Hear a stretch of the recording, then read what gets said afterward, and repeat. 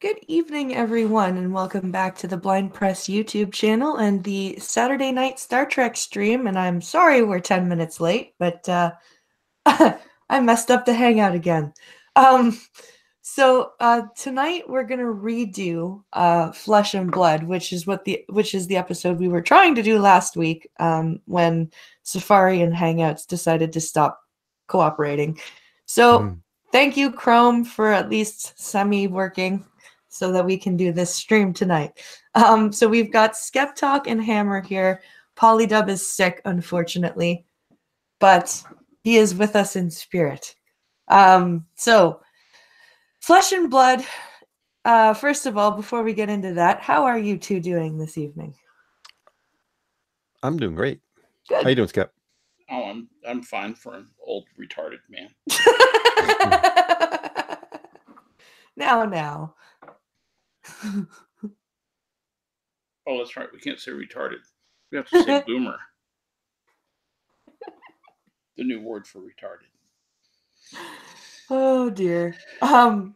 So Flesh I guess and we get to rehash all the stuff that we said last week when we thought we were streaming. Yeah.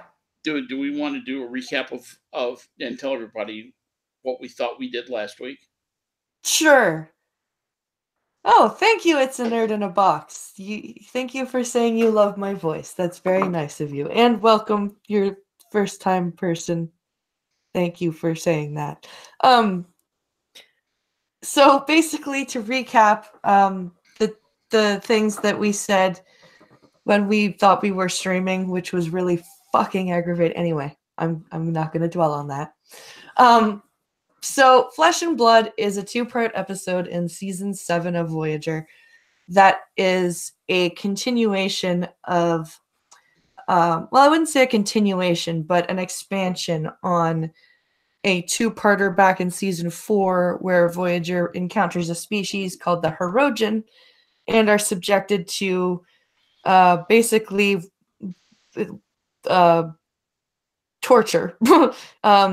They basically are forced to take part in different historical periods of their cultures, basically be it Earth or Klingon or whatever the Hirogen captain. You might say something about what the Hirogen are. Hirogen are these hunter species. Their culture is basically about hunting and the ritual of the hunt, and they are trophy collectors of when they kill their prey, they inevitably take either a body part or, maybe a piece of technology or whatever happens to strike their fancy at the time. And in order to save themselves, basically, the crew of Voyager gives these people their holographic technology at the end of this season 4 2-parter that I've mentioned. And this 2-parter, Flesh and Blood, is a re-encountering of the Hirogen and how they have used the holographic technology they were given and how it happened to backfire on them, because they improved on this gift that Starfleet gave them and gave the holograms basically sentience in order to make them better, more fun prey. So what were the holograms like before they improved them, and then what did they give them? So the holograms would just be representative of different species, and obviously because they're Starfleet, they would be representations of Alpha Quadrant species. So this must have been interesting for the Hirogen. It would, new looking prey would have been fun for a while. But basically holograms that, I think they even say this at one point in Flesh and Blood when Starfleet asks, when Voyager asks why the Hirogen did this, and they were like, well, there was no the prey, there was no fear in the prey, there was no, they were just going through the motions, and it wasn't the same. So they basically gave them sentience and emotions, and they somehow did research. I don't know how they managed to figure out the personality templates of these Alpha Quadrant species. I don't know if they happen to be in a database that Voyager gave them. Like, that was something that never got mentioned. Yeah, how of them getting the personalities. Yeah, how would they know what a Cardassian acted like? Right. How would they know what a Bajoran spiritual leader in the form of Iden, who is the main holographic character in this story that Doc really gets attached to? Yeah. Could they have gotten that from Voyager's computers when they kind of took over for Voyager? That's what I'm thinking, and like maybe that's what they just assumed, like the writers, when I say they, maybe that's what the writers assumed people would just guess at, and maybe that's why they didn't say anything as to how. They may have been leaving their options open. But I really wanted to talk about we talked about Iden a little bit last week, but just how good a talker he is. Because Doc is probably one of the most loyal people. Well, people. One of the most loyal crew members. Crew members. Yeah, there you go. And Iden convinced him that Voyager, that the crew of Voyager didn't really care about him. Which, and how did he do it? Well, how did he convince him? He's basically your classic narcissist megalomaniac. But what did he banked on the Doctor's apathy? Yeah. Yeah. He picked on the fact that Doc would feel like, remember what it was like to be stuck in sickbay. Because of course Doc couldn't help but brag about his mobile emitter, because he always does. And Iden was like, "Oh, well, have you always had that?" You know, like he's people like people with that kind of personality will take things that they're always watching for things that people say. Yeah, because people hand them tools to their own personalities. Yeah. And that's what Doc did. Yeah. He handed him. Yeah. He handed him the perfect weapon. Yep.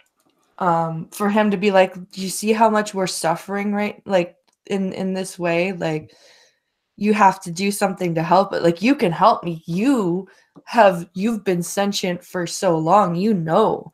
Like, and he knew that Doc was a bit of an egotist as well. Like, he could tell.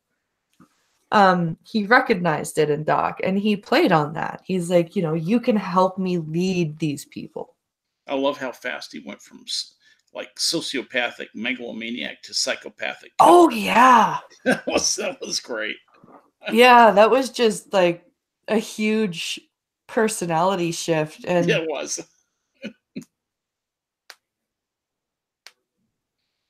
Oh, poor Doc. Yeah, Doc. Well, and the way they wrote that is, I liked the way they wrote that, because they made you, for a minute there, they made you really angry at Doc. And I like when Star Trek manages to take a main character that you really like most of the time and makes you go, what the fuck are you doing? Yeah. And I like that writing, that Star Trek, like when a good Star Trek episode is there and they've got that writing, and that goes all the way back to the original series. Yeah. Like, especially like in Menagerie, when Spock has just taken over the Enterprise, and you're just sitting there going, Menagerie is perfect. Yeah. You're like, Spock, what are you doing, Spock? Right. You know, like you're just flummoxed, and it's good writing to make the main characters of a story make you go, what? Sorry, turn it over to the No, that's fine. That's often what we do here on the Star Trek stream is compare episodes, compare and contrast episodes. Down the rabbit hole. Yeah. What did you think in general? I know last week you guys said that this was an episode that was probably 1.5 episodes worth of material and not one of those episodes that's not quite a 2-parter, but definitely not a 1-parter. Right. And yeah, go ahead, yeah. Hannah. You go. It's a little handcuffed.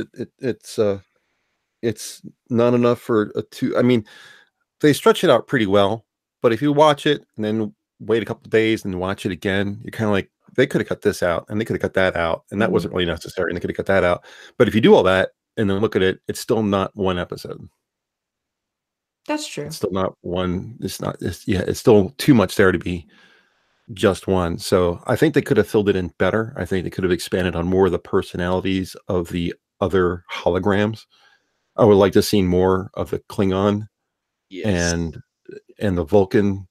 Yeah. They were just kind of in the back for a few seconds. Having them have dialogue and kind of add to how Doc would have to interact. That would have been much better instead of, arguments with B'Elanna. That's true. Yeah. Dog, Robert Picardo doesn't always play a doctor. He played a lawyer in Stargate Universe. Was it Universe? Mm-hmm. Yeah, I think it was Stargate Universe. Pretty sure it was Stargate. I know he played a lawyer in one of the Stargates. It was Atlantis. Was it Atlantis? I don't know. Yes, I don't like Stargate very much. He played the corporate man in Atlantis near it was second season. I think it was the second season. Yeah. Do you know what he almost got? You know the role he almost got? What's that? Neelix. No way. Yeah. And that was the role he wanted.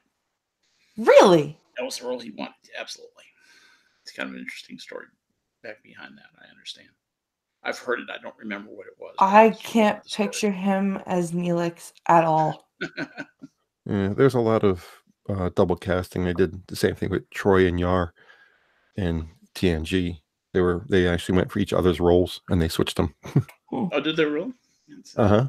No. Yeah, Troy was supposed to be the security chief and Yar was supposed to be the love interest. Interesting. Yeah, I couldn't have that. No. Yeah. No. That would not have worked for me. I'm glad they switched.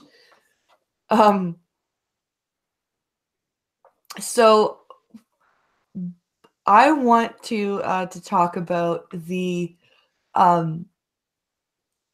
interesting dynamic you see with you actually get to see more dynamic in the Hirogen culture because you actually meet a nerdy Hirogen.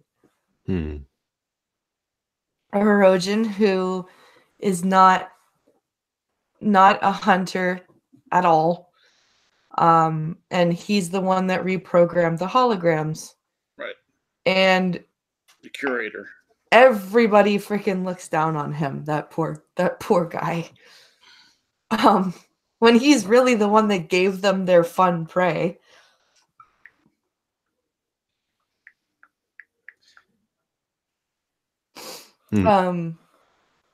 So I don't know, like, and there was another thing that we talked about last week was the Prime Directive. I think we were talking about did they break the Prime Directive in giving the holographic technology to the Hirogen? And what I wanted to bring up last week, and I forgot about it because I got mad at the stream, was do you think, because I know that we thought that it didn't really necessarily break the Prime Directive, but do you think maybe it could have, because it might have shifted the balance of power by giving the Hirogen holograms to hunt instead of people?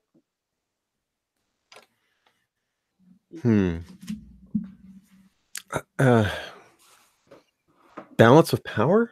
Because they were already better than us, better than the Federation. There's no doubt that they could just destroy Voyager without thinking twice. So do we make them even stronger? But I don't know if we made them even stronger, because we actually, in a way, kind of crippled them. I meant change. That's what I mean. Changing the balance of power in a negative way, because sometimes the Prime Directive means that you have to, even though there's something horrible going on, you can't, like, if it's going to affect the whole freaking quadrant, you can't leave it. You can't make it stop. Yeah, I think there's a plus and a minus there. I think the plus is that, well, they're hunting holograms, not killing the rest of us. Yeah. So there's the plus. The minus is it's technology they didn't have before. Mm-hmm. It's technology that they have now. That's a minus, because we're not supposed to be doing that. That's true. So, yeah, 6 of 1, half a dozen. What do you think, Skep? I don't know. I didn't think it made any difference, but I may not have been focused in enough on the technological superiority of the Rojan. It's hard to say, because that's a really because they obviously part of the reason that the Voyager crew did that was in the interest of self-preservation. But they did some stuff that wasn't in their interest of self-preservation. They did some pretty courageous stuff. They did, yes. Like, one could argue that what they did with the Borg and species 8472 was a shift of the balance of power, and they technically helped the Borg remain in power. Well, if you think about it, even that's got some pluses and minuses, because the Borg were already in power. Yeah. So they returned balance back to the way it used to be. So, even that's kind of, well, did they do a good thing or a bad thing there? Yes. Yeah, that's how right. You answer that question. Again, 6 of 1, half a dozen the other. Yeah. Yeah. They corrected the Borg's mistake, is what they really did. That's true. So, yeah, I mean, giving away technology. See, the thing of Rojan, they don't really have superior technology outright. You look at their bridge and its design and how it's used, and it's very rudimentary. It's very much like a Klingon ship, very flat surfaces and right angles and that kind of stuff. They don't have the elegance of the technology, the raw computing power, the gracefulness of a Federation starship. So when it comes down to outright technology, I think Voyager still has it. But they just don't have the brute force. They just couldn't beat the hell out of the other guy, which is what the Rojan could do. Because they're used to doing it. That's kind of their shtick.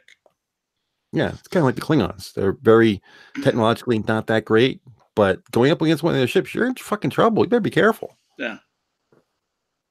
Duck Dog says, what's the point in them having the Prime Directive? They break it all the time. It's not wrong. No. What was it? The drumhead? The drumhead, yeah. Where she said you've broken it 11 times. That shocked the hell out of me. Yeah. Yeah. It's still a virgin. So, yeah, the Federation, I don't know if you can come out and say, yes, they broke it. I would say, yes, they bent it pretty severely. I mean, that's what we had with Equinox. How many times you've broken it? Not many, but I bent the hell out of it a couple times. Yeah.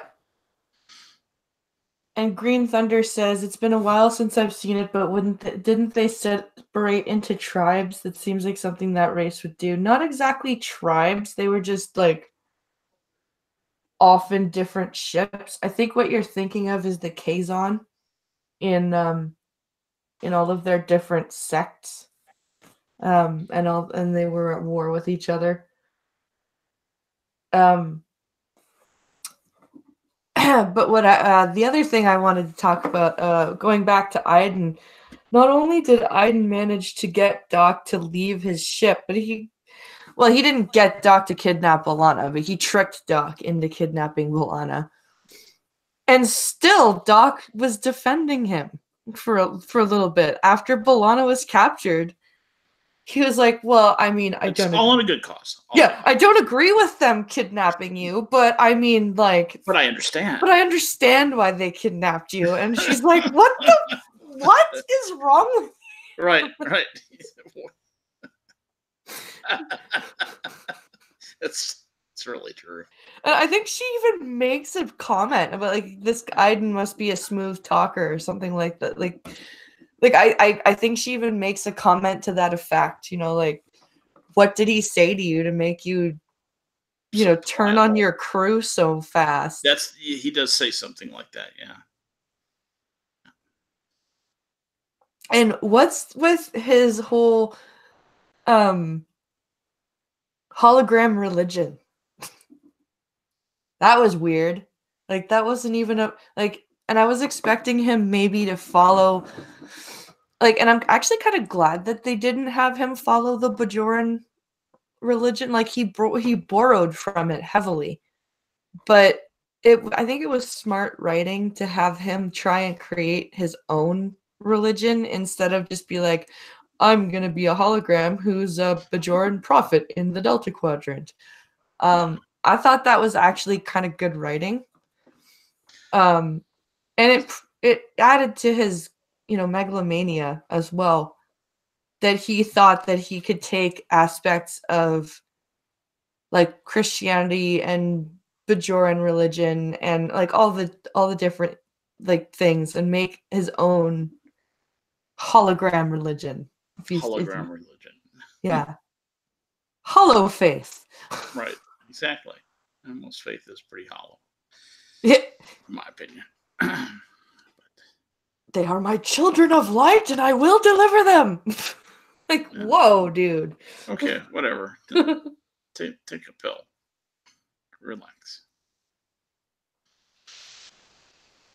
Oh, this is hard rehashing everything that we've done because I'm trying to remember everything that we talked about. Yeah, I'm trying not to tread on the same ground over again. Well, what I did was I went and I got rid of the other stream because it was only 10 minutes long.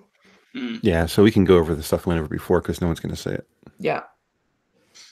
Everything's been like, we literally didn't get very much broadcasted, unfortunately. It was a stream fail. There was an actor in the Herogen who reminded me a lot of Worf's brother. Oh, Kern. Kern. It's not the same actor though, is it? It was a different actor, but it had a lot of Kern's movements, a lot of Kern's facial expressions. But I don't think it actually was the same actor who played Kern, was it? I don't Google this, right? think so. Who played Kern? Dun, dun, dun, dun, that's a good question. Who? Who's gonna Google it faster? Oh, I type for shit. I have a band-aid on my forefinger, so I can't. Tony Todd played Kern. Who did? Tony Todd. Tony Todd. Tony Todd. Voyager. Any roles? Anthony Tyrion Todd.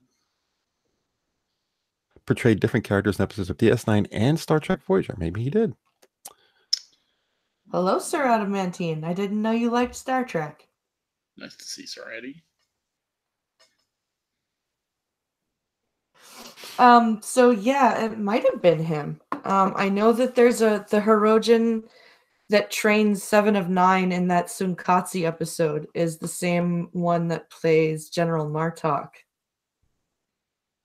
So I know like Star Trek is famous for bringing in actors like over and over again.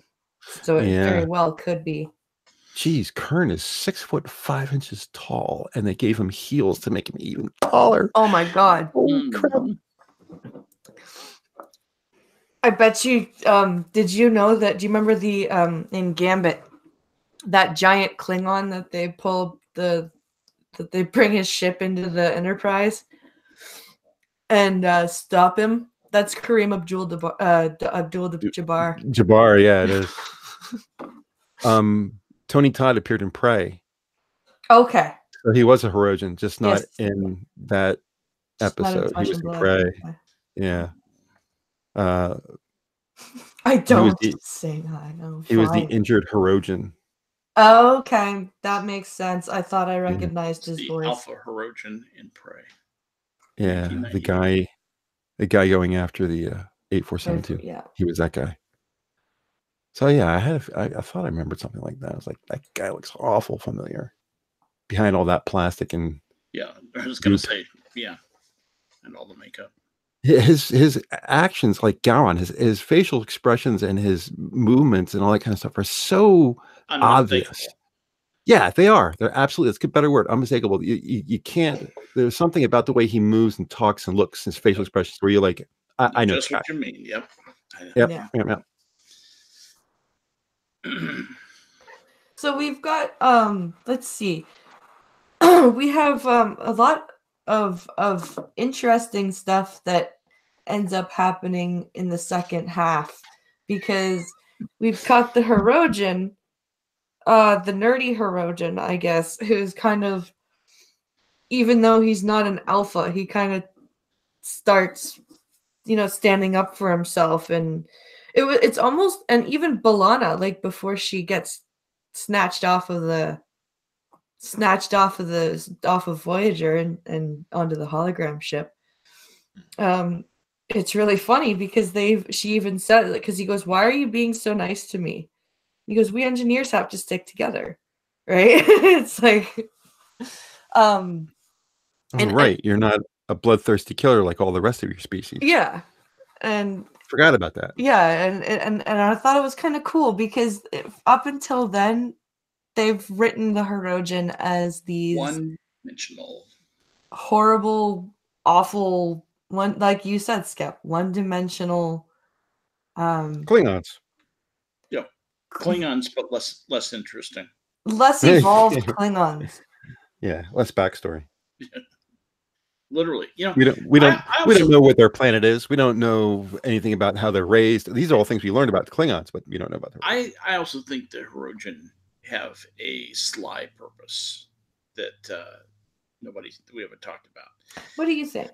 They are used as a way of calling out all the deplorable traits that liberal people ascribe to dead white men, particularly of the 19th and early 18th, 19th, and early 20th centuries.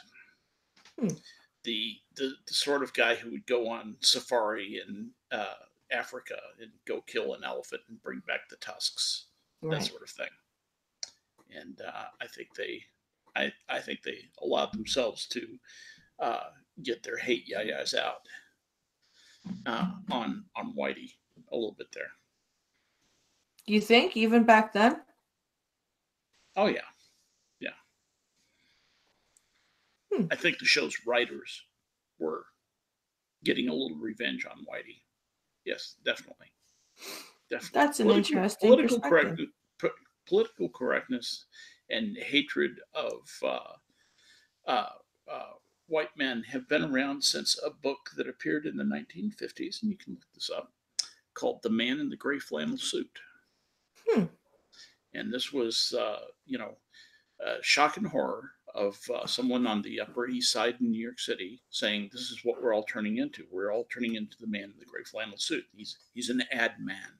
He smokes cigarettes and he wants a house in the suburbs and 2 cars, and he wants to be making $10,000 a year before he's 30 years old." That used to be the big thing. And the bugaboo of the man in the gray flannel suit is now the cis white male.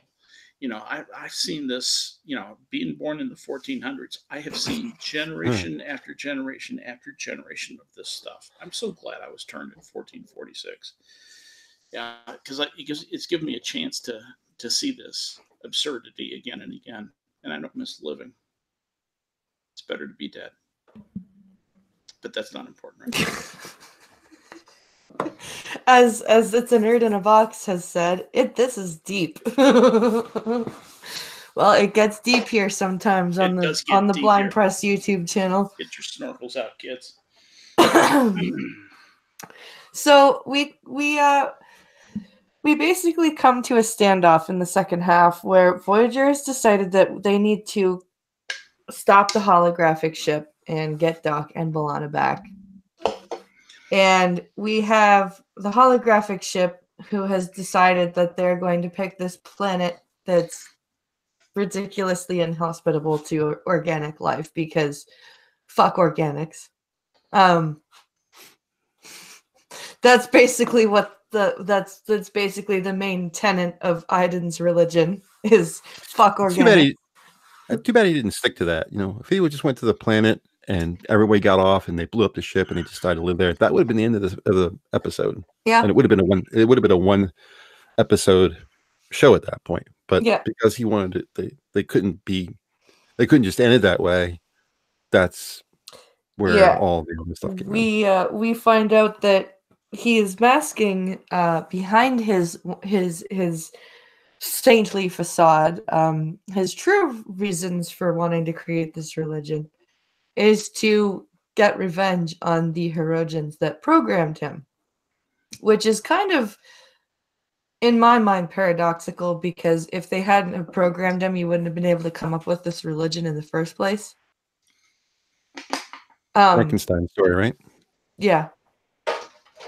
But anyway, so they decide, well, the holograms decide that they are going to lure the Herodian onto the planet and kill them, and or let the planet kill them, and or both. And B'Elanna and Doc, who has finally decided, holy shit, this guy's insane. And the Cardassian hologram stage a revolution, basically. And of course, Iden steals Doc's mobile emitter, because you can't have an episode about Doc where someone doesn't steal his mobile emitter. Right, exactly.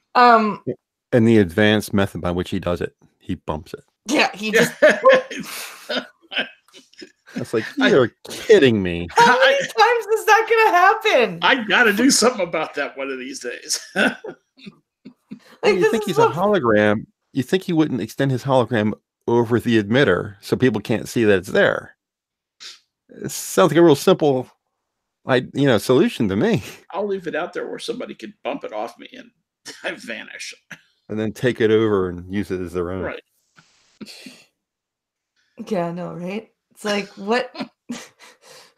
And that's like, by the time we get to this episode, that's like the fourth time that someone has just boop. Yoink. It's mine now. That's really the tough part about Doc's whole existence. And this is not specifically on this episode, but it runs everywhere on the entire show, is that Doc is only allowed to be in sickbay.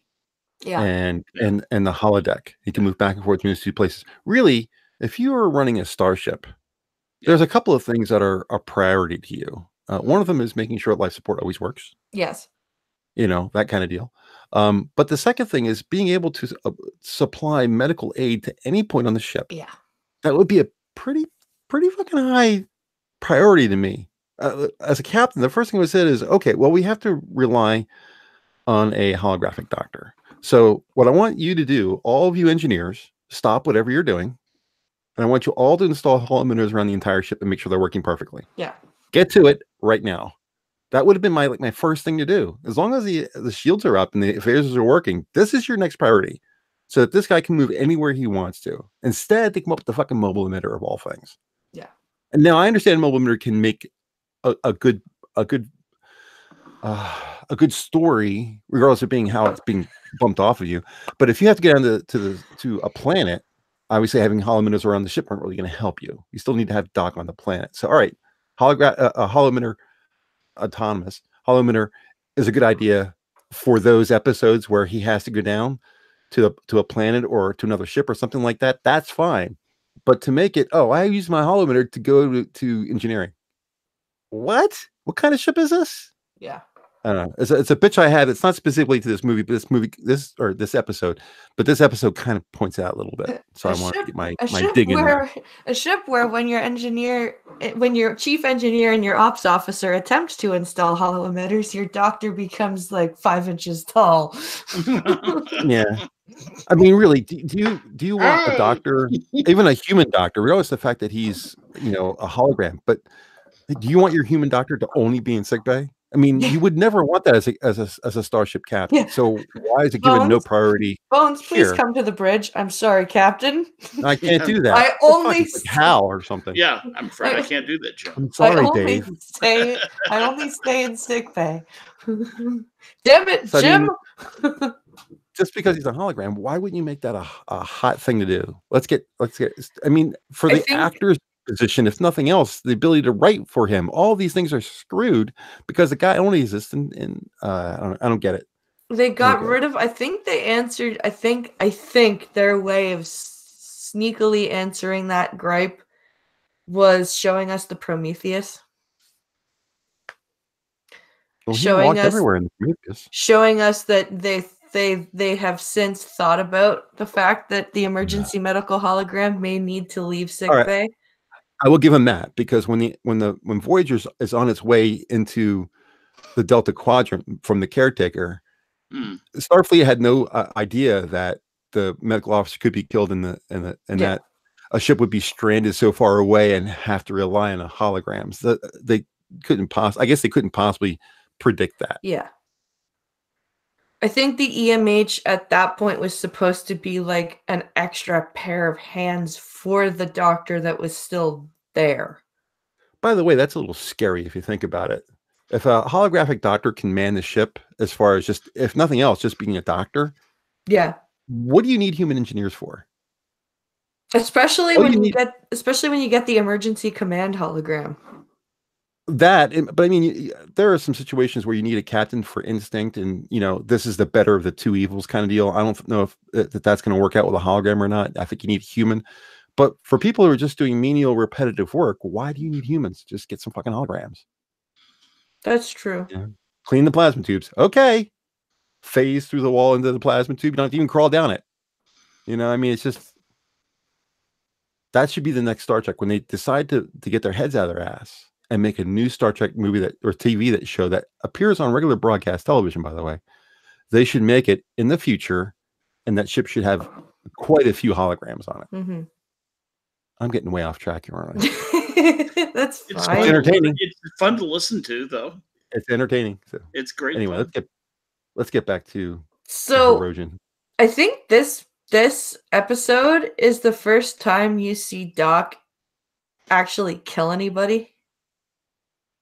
And I know Aiden technically isn't an anybody, but yeah, you had me there for a second. I was thinking, did he kill B'Elanna? Who did he fucking kill? But metaphorically, especially because it was one of his own kind. Well, actually, that's not true. Because technically, he deleted Krell Moset early, in season 5, right? But this was a very symbolic way of, he didn't get his mobile emitter off of Aiden before he shot him with that plasma cannon. Right. That was, at that point, he didn't care about his autonomy. He didn't care about, it was I need to stop this insane bastard. Speaking of killing people, that's another thing that bothers me. Let me get off on a rant here again. Sure. Why do holograms have phaser rifles? So they could kill the Herodian that were going to chase them. Yeah, but they're not phasers. They're not required to follow the laws of nature when it comes to gravity or anything like that. They can run inhumanly fast because they're made out of light. They can run as fast as light. So why not just run up to a Herodian, phase inside him, and then become solid? Much faster than walking behind them slowly with a phaser rifle that they don't even need to have. Because it's more terrifying. Yeah, it's more terrifying. It's more interesting and fun. Well, then walk slowly and then phase into them. Why do you need a rifle? They can have phaser rifles if they want you. They can, but it doesn't make. Yeah, don't spoil our fun. Don't you oppress them? Hammer would be great at CinemaSins. Yes, Hammer would be great at citizens. Anyway, Yeah. sorry. Um, I mean, you can't justify everything. Yeah, Yeah, it's that's just some of the things that they do in a couple of these It's episodes. just like, internally what? inconsistent. You're Yes. you're right. Anyway, does anyone else think B'Elanna is slightly racist? How so? Well, it would be typical of Klingons, wouldn't it? Yeah, true, Yeah, but I sort of expect that kind of attitude from them. Yeah, we're great. kinda- You suck. Kind of, yeah, right. Yeah, we're Klingons. Fuck you. So it's the Hulk thing, puny humans. Kinda, Exactly. they're all below us, If you They're were any fucking other better man, than I would we. kill you where you stand. Oh, geez, yeah, you try, buddy. It's a nerd in a box says, do holograms go to jail or do they just get shut off? Fair question, actually. Well, there are a couple of episodes where Doc, after he gets his mobile emitter, after he gets his mobile emitter, there are a couple episodes where he fucks up majorly and he has to go to bed without his electricity. He has to leave, not he voluntarily leaves it off of himself and stays in sick bay. He's in timeout. Yeah, he's still in timeout. Even on the Star Trek show. He goes to the naughty stool. Naughty stool. It works though. He certainly learns humility by doing it. The cool thing is that he volunteers to do it. Janeway doesn't go to him and say, "Give me your fucking emitter." He's in fucking sick bay, you bad hologram. No, he says, "Look, I fucked up. This is the only penance I can think of. Yeah, I deserve this." It's a pretty cool place to come from. There's even an episode where he says, "I want you to delete all of the expansions I've made to my program," and Janeway's like, "No, that's the easy way out." Yeah, you're actually fucking us by doing that. Yeah. She's like, no, you wanted this humanity. You deal with it. Like the rest of us. Yeah. Congratulations. Yep. There's a new driver available for my NVIDIA card, and it's installing. Oh dear. I didn't do that, but it's doing it. So, because I haven't been paying attention to it lately, I knew I had to turn it off at some point, but I didn't. Bad system administrator. Bad system admin.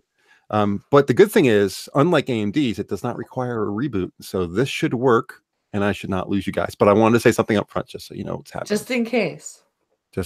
But it's like it's as close as he'll ever admit to admitting that he's fallible.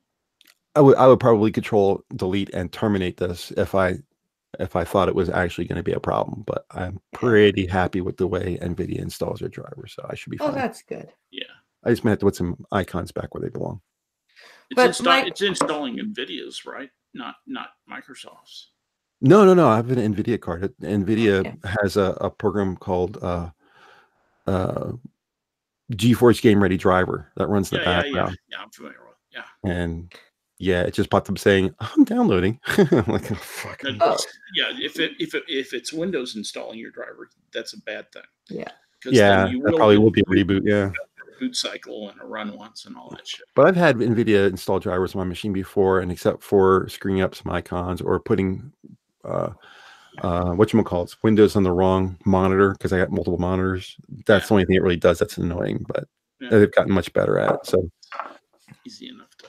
Sorry, I just want to let you guys know. Yeah. So the reason I was asking if you thought B'Elanna was a little racist was her attitude toward the Cardassian, and even in the last minutes of the episode when they've made kind of friends with each other, she's like, just look past your Cardassian programming and you can do this and you can whatever. And I'm just like, dude, that's fucking what the fuck, dude?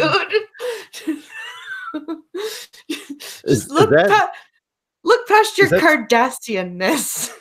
Is that bigotry and racism, or is that just a stereotype that she's talking about? Maybe that's just a stereotype. But it's kind of ironic because she refuses to step outside of her idea that that Cardassians are bad, because even when they start being friends with each other, she still has to throw in the. I see what you're saying. It is hypocrisy. Like she still has to throw in the for a Cardassian. Yeah, or you look like a Cardassian, therefore you're evil. Yeah. Yeah, very much so. It's a little hypocritical for her to tell her to not be so Cardassian. Don't be such a Cardassian. Yeah, don't be such a Cardassian, even though I refuse to change my way of thinking. Don't be such a Cardasshole. Do you think B'Elanna would have understood if she turned around and said, "Well, don't be such a Klingon"? No. B'Elanna, like, right back in her face. Be like, B'Elanna does not deal well with having. She can dish it, but she cannot take it. Yeah, she goes right to fighting. Real easy. Yeah, like because even Tom, like he's made some pretty damn good quips at her, and she's just like, wee, wee. Yeah, she's what needed to happen in the show that never happened was someone should have gone back at B'Elanna, and then B'Elanna physically attacked him, and they beat the piss out of her.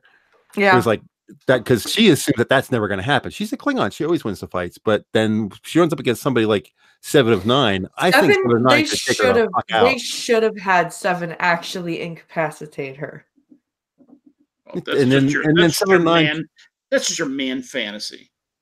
Well, no, I think your MRA fantasy. I think 7 of 9 should have then just like turned to Jay away and said, "Sorry," like didn't mean to knock her out, but it's kind of like she deserved it. That would be some. It's not like I was saying a guy should knock her out. This is not sexist. What I'm saying is she needed to be put in her place at some point in the episode. They never did. I could totally see 7 of 9. I apologize. However. Yeah, right. Exactly. Very much so. In that dead voice. Sorry, not sorry. Yeah, very much so. I really like that. It should have happened. I really think it should have happened. Yes. I think that would have been funny. They should have put her comedy a lot more because that deadpan was hilarious. It was like in Someone to Watch Over Me when she walks into the sick bay. 7, what's the medical emergency? I have a date. I have a date. Yeah. That's the medical emergency. Or 7 of 9. How's my favorite Borg today? Annoying. You will announce yourself before entering this room. Okay. Yeah, they really should have played that up more. But anyway.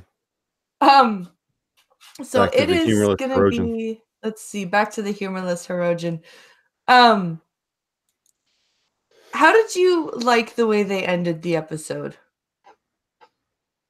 A little bit of action's pretty good for a pretty lengthy, two-parter. A little bit of action's nice to end it.